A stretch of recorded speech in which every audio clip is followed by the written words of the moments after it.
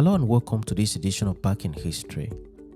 In this edition, we bring to you a story of how the entire national football team of Zambia was lost in a plane crash that landed into the Atlantic Ocean.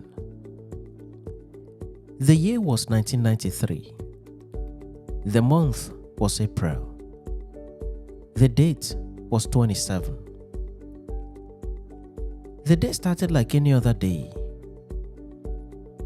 Activities were lined up for the day, but the most important activity was the movement of footballers of the Zambian national team to Dakar, Senegal, where they were scheduled to play in a football match in their bid to qualify for the 1994 FIFA World Cup. No one knew what was awaiting the team. No one knew that waiting in the skies for them was a disaster that would consume the lives of all the footballers on board the aircraft, consume all members of the coaching staff on board the flight, and all members of the flight crew. The aircraft crashed in the air and landed in the belly of the Atlantic Ocean, killing everyone that was on board. Welcome to this edition of Back in History. The aircraft was scheduled to fly the team from Lusaka, the capital of Zambia, to Dakar in Senegal. But it appears that it was not possible to fly direct from Lusaka to Dakar. By the flight arrangements, the aircraft was to stop over in 3 airports to refuel its tank before the final landing in Dakar.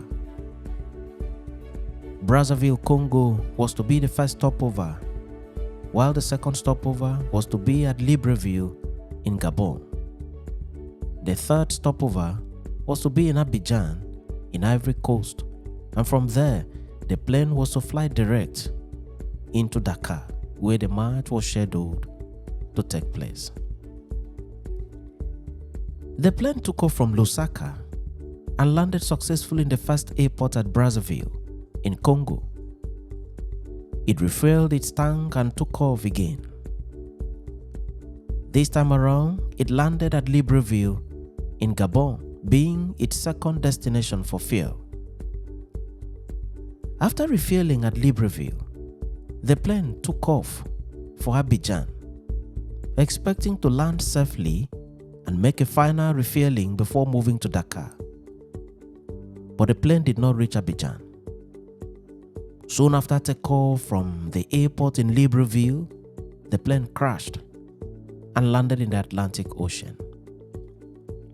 The cause of the crash was said to be engine failure, occasioned by the mistake of the pilot. Soon after takeoff, the pilot observed that one of the 2 engines in the plane had caught fire. The pilot then decided to switch off the faulty engine to stop the fire from spreading into the cabins of the aircraft. Unfortunately, the pilot mistakenly switched off the engine that was not on fire. By this action, the only functional engine that was supplying power to the aircraft had been mistakenly switched off by the pilot. The aircraft lost cabin pressure and lost everything that could make it remain in the air. In consequence, the aircraft took a nosedive and landed straight into the Atlantic Ocean. Everyone on board the plane lost his life. Not a single person was rescued alive. It was the darkest day in the history of Zambian football. Efforts were immediately made to recover the bodies and take them home for burial. The bodies were all recovered. But out of the total number of bodies recovered, only 13 could be identified. The undercurrents of the ocean had bullied and disfigured most of them beyond recognition. The bodies were then taken to Zambia for burial. They were buried in what became known as Heroes Acre, just outside the Independence Stadium in Lusaka, Zambia. It was indeed a horrifying reality. It was painful, it was agonizing, and difficult to comprehend. In this ill-fated crash, the very best of Zambia's football talents at the time lost their lives. These were professional footballers who were already plying their trade in various club sides at home and abroad. They were the first 11 for Zambia and a few others for the reserve bench. Most of them were young, with so much still ahead of them in the world of football. They were a promising group of players, having beaten Italy 4-0 at the 1988 Olympic Games. So much was lost in one crash. The whole of Zambia was shaken. The whole of Africa was shaken. The other continents of the world were also shocked by this disaster. It was one disaster that caused so much pain to the human race.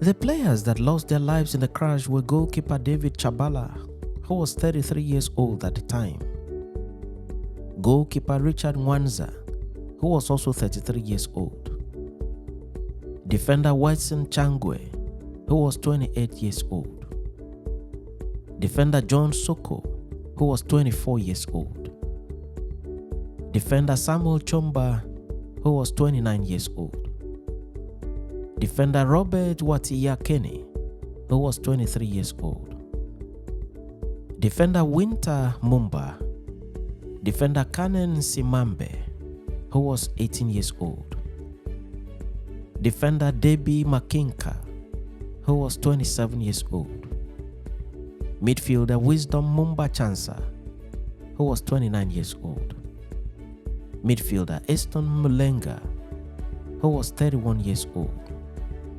midfielder Moses Chikwalakwala, who was 23 years old, midfielder Numba Mwila, who was 21 years old, and midfielder Godfrey Kangwa.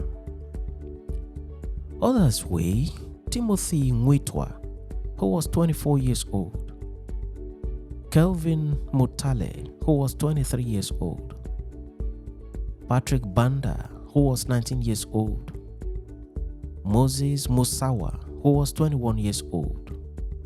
These four were forward attacking midfielders.